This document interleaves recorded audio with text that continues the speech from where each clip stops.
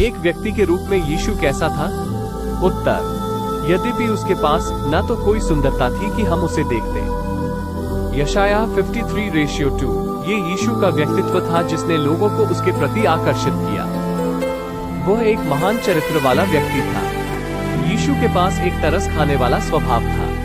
उसे भीड़ के ऊपर दया आती थी, क्योंकि वे उन भेड़ों के समान जिनका कोई रखवाला न हो, व्याकुल और भटके हुए से थे। मत्ती 9:36। उनके प्रति उसकी दया के कारण उसने उनकी बीमारियों को चंगा किया। मत्ती दोपहर के 2:14 20:34। और उनकी भूख के कारण उसने कम से कम 2 अवसरों पर बड़ी भीड़ को खाना खिलाने के लिए पर्याप्त भोजन बनाया। यीशु गंभीर और केंद्रित था। उसके जीवन का उद्देश्य सेवकाई थी और उसका ध्यान इसके बोझ और समय की कमी को जानते हुए भी कभी नहीं भटका।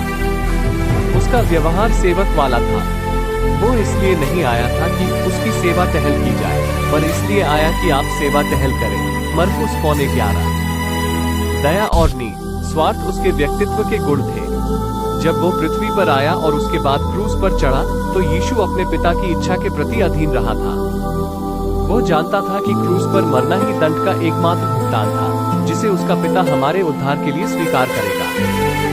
उसने यहूदा इस्करियोती द्वारा उसके प्रति विश्वासघात किए जाने वाली रात ये प्रार्थना की, हे मेरे पिता, यदि हो सके तो ये कटोरा मुझसे टल जाए, तो भी जैसा मैं चाहता हूँ वैसा नहीं, परंतु जैसा तू चाहता है। सभी विश्वासियों को पवित्र आत्मा की सामर्थ्य के माध्यम से यीशु के चरित्र के गुणों का अनुकरण करने की इच्छा होनी चाहिए।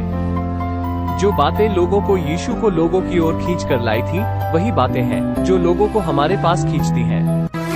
हमें ये जानने और समझने के लिए परमेश्वर के वचन, बाइबल को पढ़ने की आवश्यकता है कि परमेश्वर कौन है और हमारे लिए उसकी इच्छा क्या है।